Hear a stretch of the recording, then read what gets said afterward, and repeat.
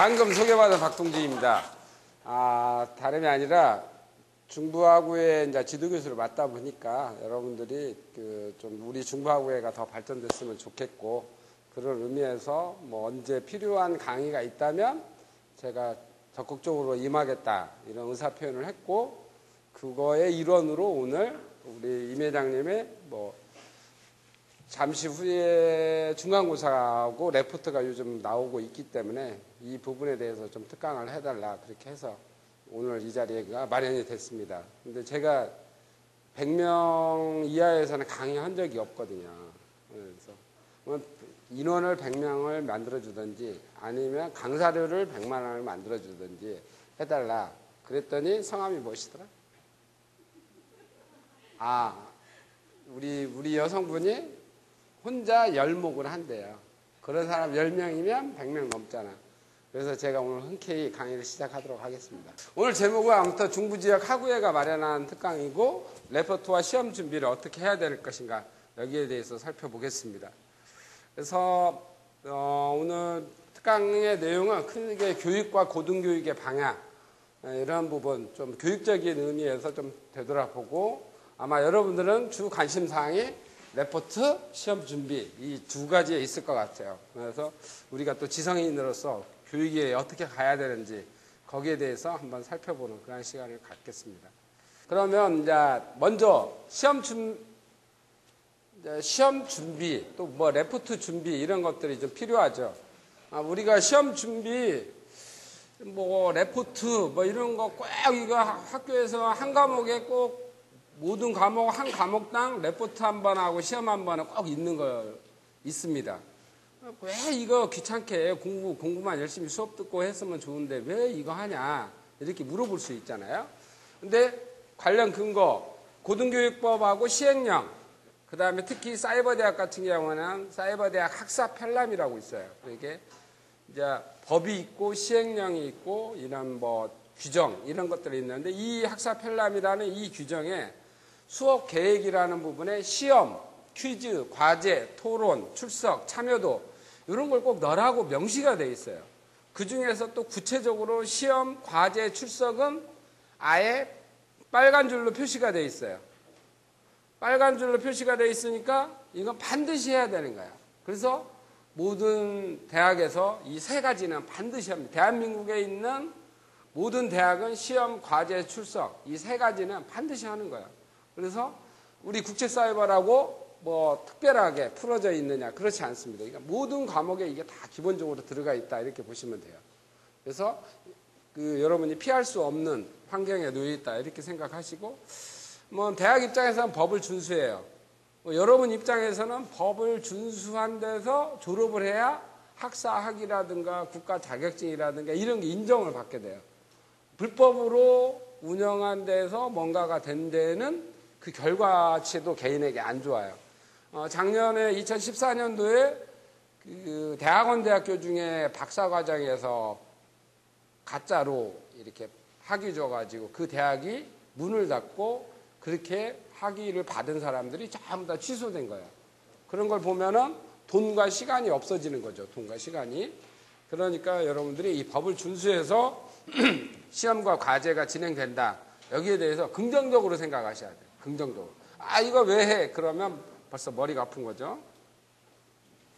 제가 포털 사이트에서 검색을 한번 해봤습니다. 뭘 검색했냐면 고려대학교 교육개혁이라는 제목으로 내가 딱 검색을 한번 해봤어요.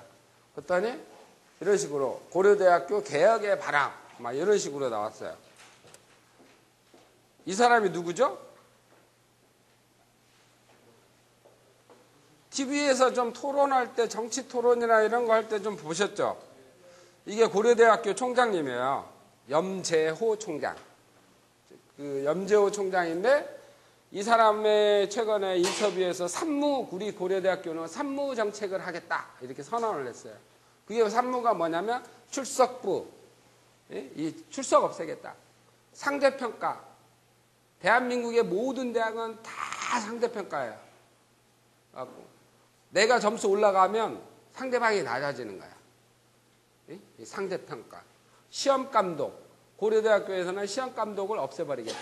요게 큰 흐름이에요. 내가 염재호 총장을 개인적으로 만나서 인터뷰를 해보지는 않았지만 이게 포털 사이트나 기사 내용을 보면은 염재호 총장이 이 산무 정책을 발표했어요. 그래서 출석부를 폐지하겠다. 뭐 폐지는 안 하더라도 최소한 출석을 안 불러버리면 뭐 폐지랑 똑같은 거지. 상대평가를 없애겠다. 절대평가로 하겠다. 시험을 잘 본 사람은 우수한 점수를 주고 좀 못 본 사람은 낮게 주겠다. 시험 감독을 무감독, 사람이 없는 시험을 진행하겠다. 이런 얘기예요. 또 추가적으로 학생 선발을 개편하고 강의도 토론식 강의를 많이 하겠다. 이런 얘기로 했어요. 이제 염재호 총장 제가 보기에는 참 괜찮은 것 같아요. 제 개인적인 성향으로 봐서. 근데 교육 한번 보죠. 핀란드 교육과 대한민국의 교육. 요거 한번 비교해 봅시다. 대한민국은 교육 지출율이 세계 1위예요. 세계 1위. 가계소득의 6.7%, 약 7% 정도를 지출을 하고 있어요. 미국, 일본, 프랑스 이런 데에 보면 비하면은 많게는 한 10배, 적게는 한 3배. 요 정도 우리가 많이 지출하는 거예요. 실제적으로 정확히 더 조사하면 더 많을 수도 있어요. 그렇지만 2012년에 이렇게 조사를 해보니까 이렇게 많습니다.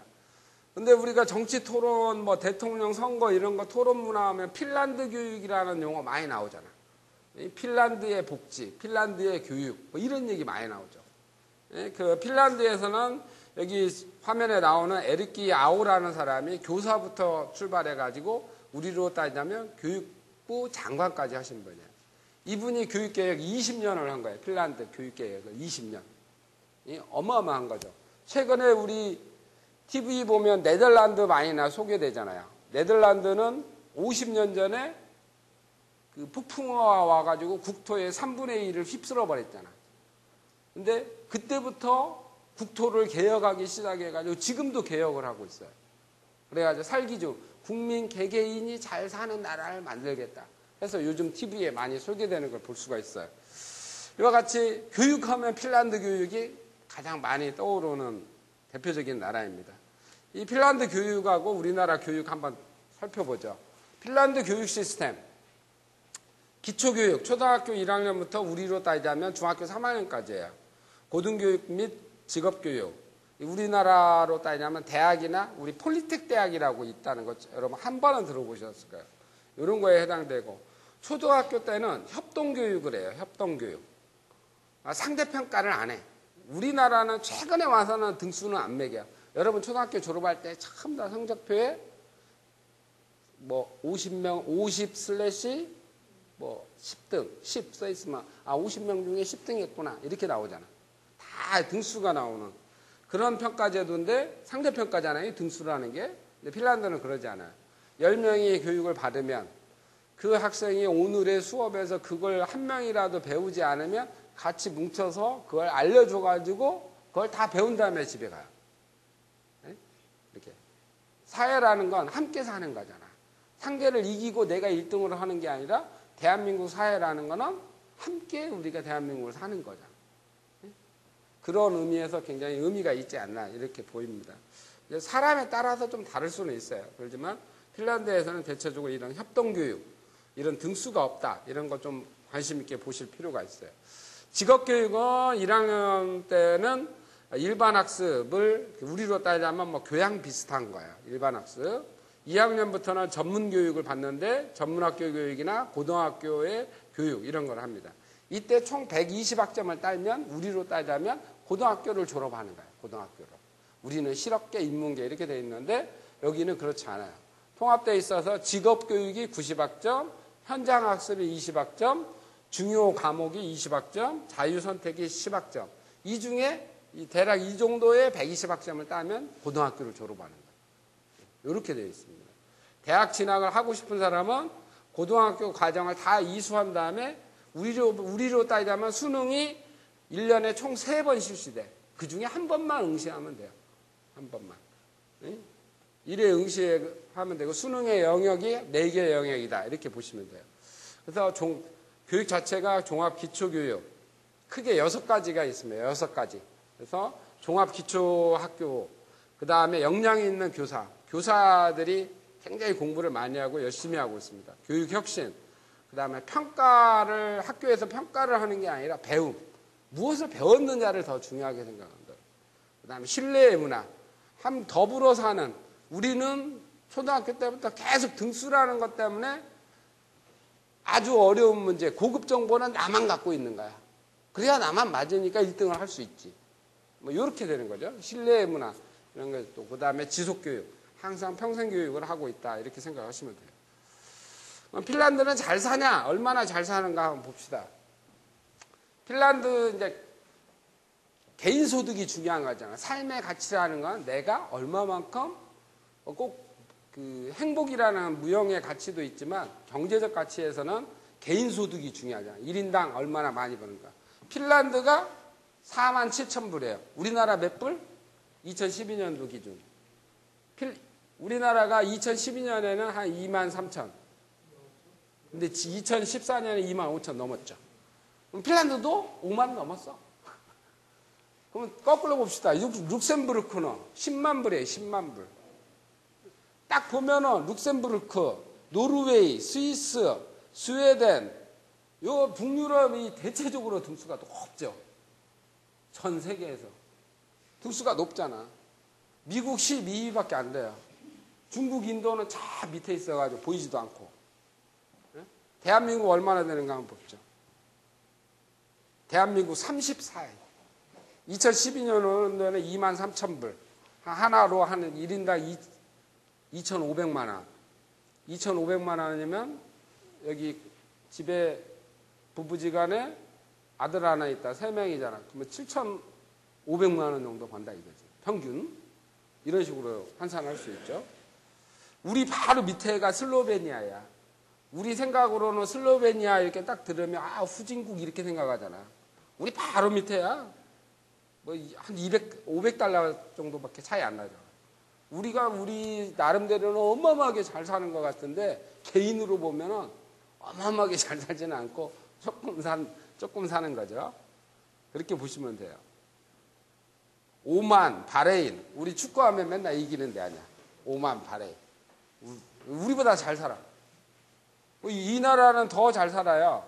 계절이 한 계절밖에 거의 없거든. 우리는 지출을 생각해봐. 집에 냉장고도 있어야 되고 에어컨도 있어야 되고 난방 보일러도 있어야 돼. 유리창도 이중창으로 해야 되고. 근데 계절이 하나 있는 데는 투자비가 적어요. 옷도 한 가지 종류잖아 거의. 우리는 4계절 옷이 필요하다면 걔네들은 2계절 옷. 실제 삶의 가치는 더 높아져요. 돈에 대한 가치는. 이런 거 보시면 돼요. 룩셈부르크가 1위인데 봤더니 세계 면적에서는 179위. 면적은 무지 적어요. 근데 1인당 GDP는 세계 1위로 가장 높다. 이렇게 보시면 돼요. 뭐 인구는 누가 많냐? 중국, 인도가 13억으로 거의 비슷해요. 1등이에요. 1, 2등을 차지하고 있어요. 일본이 10위예요. 10위.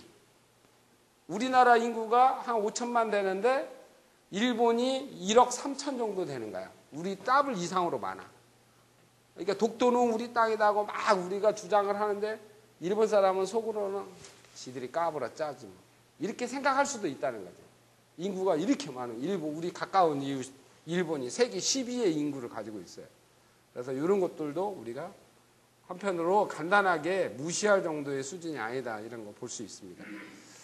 그래서 아무튼 교육이라는 거는 이와 같이 핀란드의 좋은 교육제도가 세계에서 랭킹 안에 들게 하고 있고 대한민국은 지출은 많지만 지출은 세계 1위잖아. 근데 효율성이 떨어지다 보니까 아까 보니까 세계 34위 정도밖에 못 사는 거야. 효율성이 떨어지는 거야. 지출을 해도. 그러니까 이런 것을 우리가 새롭게 한번 다시 살펴봐야 되지 않을까 이렇게 생각이 돼요. 그래서 오늘 주제는 뭐 대략 여러분들과 레포트, 시험 이런 거에 가까이 가려고 하는데 그 레포트, 시험 이런 것들도 뭔가 변화가 필요해. 사실 이 핀란드를 쳐다보니까 제가 오늘 이걸 강의하는 자체가 여러분에게 특강을 하는 자체가 약간의 모순점이 있는 거야. 모순점이. 그렇지만 현재는 우리가 발을 대한민국 땅에 딛고 있기 때문에 또 현행법을 무시할 수도 없죠. 그래가지고 이것을 잘 준수해야 되지 않을까 이렇게 봅니다. 그러면 다음 이제 구체적으로 레포트 작성법에 대해서 살펴보죠. 레포트를 잘 작성하는 거하고 점수를 잘 받는 거는 유사하지만 좀 다를 수 있어요. 유사하지만 좀 다를 수 있어요. 두 가지를 같이 진행을 해보죠. 일단은 점수를 받으려면 레포트를 해야 제출해야 점수를 받아요. 제출을 해야. 레포트를 제출 안 하면 교수님들이 점수를 주려고 해도 점수 주는 칸이 없어져 버리는 거예요. 그래서 안 돼. 그냥 제가 레포트를 채점하다 보면 어떤 분은 뭐라고 써 있냐면, 교수님, 저 홍길동입니다. 교수님, 안녕히 계세요. 딱 이렇게 한 줄 쓰는 사람도 있어요. 그렇지만 그렇게 쓴 사람은 점수를 줄 수가 있어. 그렇지만 아무것도 제출을 안 한 사람은 점수를 1점도 줄 수가 없어요. 이게 무조건 제출해야 된다는 거. 요령은 뭐냐? 직장 다니시다 보니까 여러분 바쁘잖아. 레포트 제출 기간은 몇 월 며칠까지라고 딱 정해져 있어. 뭐 레포트가 딱 뜨는 순간은 교수님 안녕하세요. 저 홍길동입니다. 해가지고 레포트를 일단 내. 빨리. 혹시 직장 다니다 보면 바빠서 까먹을 수가 있잖아. 제출을 해놔. 그래놓고 시간이 있을 때 그걸 수정을 해서 제출하면 되잖아. 그게 열려 있어요. 그렇게 하기 때문에 그렇게 해놓으시면 돼요. 그러면 F는 안 맞고 좋은 점수를 받을 수 있지. 그 다음에 레포트를 채점하는 교수님들은 첫 번째가 뭐냐면, 100사람이 레포트를 내면 100사람의 레포트를 컴퓨터 프로그램이 자동으로 검색을 해서 유사성을 검토해요. 그러니까 A라는 사람과 B라는 사람이 같이 냈다. 이름만 바꿔서. 그러면은 이게 자동으로 감점을 시켜요. 그러니까 여러분들이 그거 알고 계셔야 돼. 뭔가를 알아야 일이 잘 진도가 나가죠. 그 다음에 이제 실제적으로는 레포트 주제와 레포트를 교수님들이 내다 보면 옵션이 있어. 옵션이 없는 사람도 있고. 그죠? 어떻게 해라. 심지어 A4 몇 장 이내로 작성하라. 뭐 이런 것까지 있다고. 이게 주제와 내용이 딱 맞아야 돼. 적합성. 요거 꼭 검토하시고. 그 다음에 이제 내용이 우수성. 이제 우수성은 제가 좀 더 설명을 드릴게요. 우수성. 최소한 이 네 가지는 꼭 여러분들이 기억하시고, 기억해가지고 준비하시면 돼요. 그거 하시고. 이거는 웰빙 기능학과 카페에 올려놓을게요. 이 파일을. 그러니까 여러분들이 중요하다고 생각하는 것만 잘 메모하시면 돼요. 우수 레포트 작성 방법. 잘 쓴 사람 거 제가 봤어요. 어떻게 하냐면, 해당하는 레포트 주제에 맞게끔 검색하면 돼. 검색. 그러면 선배 것도 있고 유료 레포트도 있어요. 그죠? 포털 사이트, 다음, 네이버 여기 가서 검색하면 다 나와. 그죠? 한번 검색 한번 해봐. 그거 다 나와요. 그러니까 적정한 것이 있는지를 검색하는 게 중요해요. 그 다음에 두 번째는 국회 도서관을 이용하시면 돼. 여러분 세금 내시잖아. 국회 도서관에 대한민국의 책은 다 와 있어. 모든 책이. 요것만 잘 이용하시면 돼. 유료 싫으면 요거 이용하시면 돼. 두 개. 그 다음에 레포트라는 건 형식이 있어요. 형식도 서로 겉지가 있고 서론이 있고 본론이 있고 결론이 있고 참고문헌이 있어야 하잖아. 이 네 가지는 기본적으로 갖춰야 된다고. 그 뒤에서 설명할 텐데 형식이 있으니까 그 형식을 준수하고 일단 보기 좋은 떡이 맛도 좋다. 이런 형식으로 여러분 레포트 형식이 딱 있어야 돼. 형식 하나만 만들면 모든 과목에 같이 적용하면 되잖아. 그러니까 틀 하나만 만들어 놓으시면 돼. 그 다음에 이런 것들을 잘 모방하고 혼합하면 돼. 모방하고 혼합. 우리 양주도 블렌딩을 잘해야 하잖아. 블렌딩 못하면 일반 싸구려 양주가 되고 잘하면 발렌타인, 로얄 살루트 막 비싼 양주가 되잖아. 그런 식으로 블렌딩만 하면 되는 거야. 그런 식으로 여러분들이 하시면 돼요. 뭐 그 중에 국회 도서관 이용법 이거 보여드릴게요. 국회 제가 뭐 이따가 마지막에는 직접 들어가서 한번 보여드릴게요. 국회 도서관은 뭐 다음이나 네이버에서 여러분 검색하시면 되죠. 검색하시면 국회 도서관 딱 들어갈 수 있어요. 국회 도서관 홈페이지가 이렇게 나옵니다.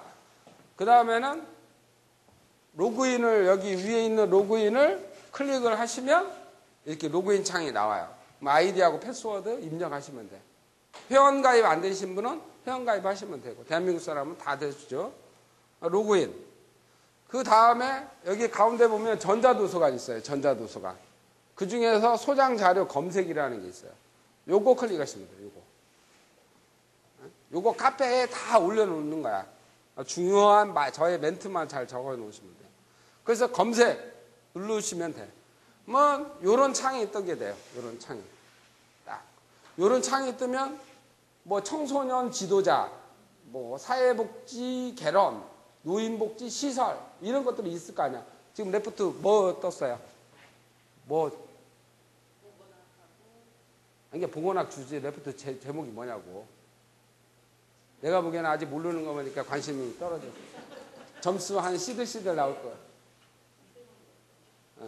그래가지고 그 말을 그대로 치면 돼, 여기다가. 그래서 검색 누르면 돼. 아마 청소년 지도론 뭐 이런 거 배우는 사람은 뭐 청소년 지도자 이렇게 쓰시면 되죠. 엔터 딱 치시면 한 대한민국에 있는 거 다 나와, 여기. 대한민국에 있는 거. 그러면 여기 오른쪽에 빨간 거 표시된 거 이거 뭔 말이에요? PDF 파일이라는 거잖아. 요거 딱 클릭하면 화면에 뜨죠. PDF 파일로. 그러면은 뭐 국회, 뭐 여의도 국회 도서관까지 가. 가만히 내 컴퓨터에 앉아가지고 딱 클릭하면 딱 열리는데.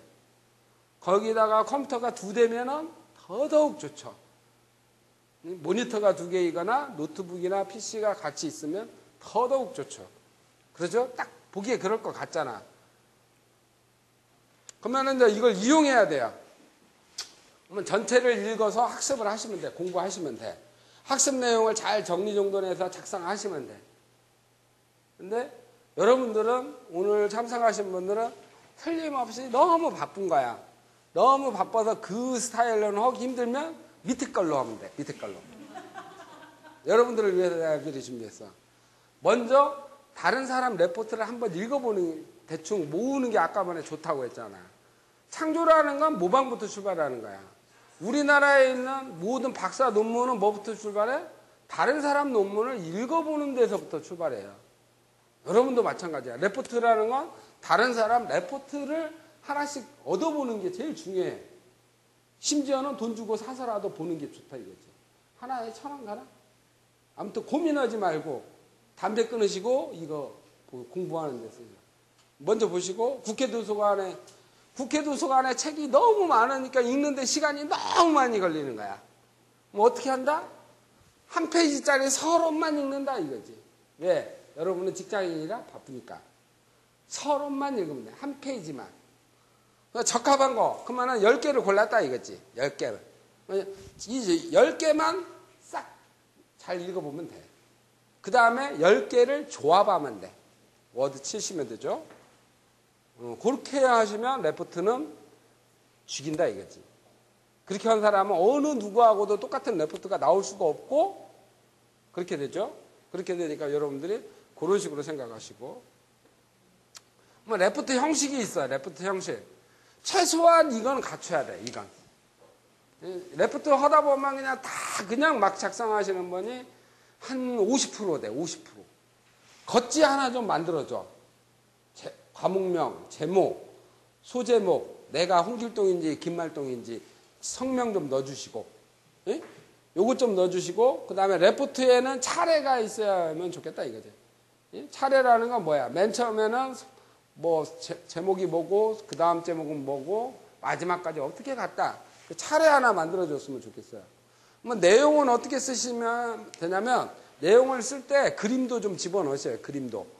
예? 그림도 좀 집어넣고 하시고 자료도 좀 넣어주시고 그러면 좋지. 서론. 4페이지 이내로 써라. 그러면 서론 1페이지, 본론 2페이지, 결론 1페이지, 참고문헌. 이 참고문헌을 아까 전에 국회 도서관에서 제목이 많이 나왔잖아. 그러니까 그것을 갖다가 국회 도서관 가로 열고 제목 쫙 이렇게 쳐지라고. 그러면은 교수님들도 바쁘니까 이런 형식을 잘 갖추거나 참고문헌까지 이렇게 공부를 많이 해서 한 레포트는 아무래도 점수를 많이 줄 수밖에 없지. 여러분 목적은 점수 따는 거야? 공부하는 거야? 아, 그래요? 너무 솔직하다. 그러면 점수 따는 거는 이런 스타일로 하시면 점수 딴다 이거지.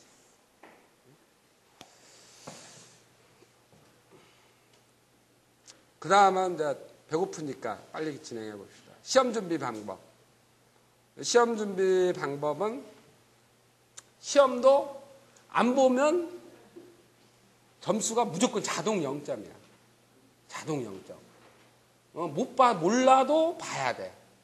레포트는 기간이 정해져 있지만 시험은 한번 응시하면 끝. 그러니까 시험은 보기 전에 미리 준비하는 게 중요해. 그렇죠? 미리 준비하는 게 중요하죠. 시험의 유형은 대략적으로 뭐 더 많이 있을 수는 있는데 대략 세 가지형이야. OX. 맞냐 틀리냐. 그 다음에 사지선다냐, 오지선다냐, 삼지선다냐, 선다형. 그 다음에 서술형. 뭐에 대해서 쓰시오. 이렇게 세 가지 정도밖에 없어요. 시험 준비 방법은 강의 시간에 퀴즈. 여러분 강의 듣다 보면 퀴즈 한 문제씩 나오잖아. 그럼 그거는 다 모아놔. 그건 다 모아놔. 이따가 모아놓으면 일단은 100점 만점 중에 거기에 대략 30%는 걸려. 무조건 걸려. 제 경험상은 저도 퀴즈에 있는 것을 시험 문제를 기말고사에 안 냈다. 그러면 항의가 이루말할 수 없이 와. 항의가. 예? 그러니까 퀴즈 그건 꼭 항의 때문에 제가 시험 문제를 낸 건 아니고 수업을 열심히 들은 사람은 문제풀이도 했기 때문에 그걸 기본 이렇게 난이도에서 상중하면 상중하의 하 난이도로 다 퀴즈 문제가 몇 문제라도 나온다 이거지. 그러니까 그건 일단 모아놓고 공부하는 게 중요하죠. 두 번째는 주교재와 부교재를 준비해. 근데 이거 가능할까? 여러분 직장인이라 이게 잘 안 될 거야. 이것도 뭔가 해결을 해야 될 거야. 이걸로 공부 열심히 하면 100점 맞을 수 있어. 이렇게 말할 수 있죠, 제가. 그것만으로 다 할 수 있을까? 어려운 얘기야. 문제 관련 홈페이지. 그 과목과 관련된 홈페이지 이런 것을 미리 즐겨찾기에다가 메모를 딱 해놔요. 시험 보기 전에. 지금 시험 보기 시작하는데 막 그때부터 찾으려고 하면 머리 아프잖아.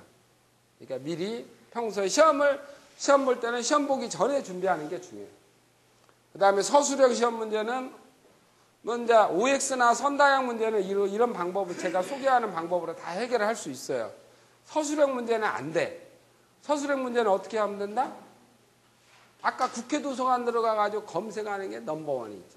레포트 작성하고 똑같지. 서술형 문제는. 그렇죠?